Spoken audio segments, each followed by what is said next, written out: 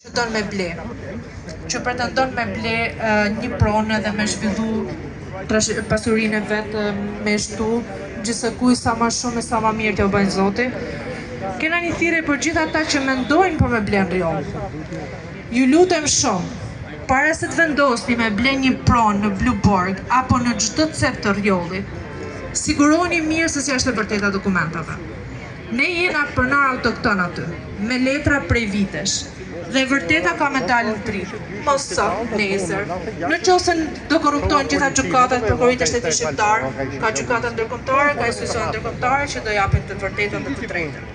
Ndaj ju bëj thirrje shumë fort, mos hidhni lek në asnjë pronë të rjollit pa dalë vërteta në dritë. Mos bleni asnjë pronë në Blueborg, sepse do keni punë me ne nesër kur të fitojmë të drejtën tonë në gjykatat kombëtare apo ndërkombëtare.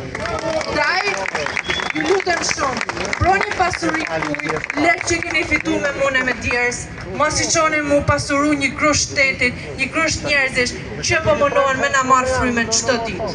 Nuk është vetëm rjolli. Unë këtë ditë kam pas kënaqësinë dhe dhimbshërinë njëjtën kohë me taku shumë komunitete shqiptare që kanë probleme me prona.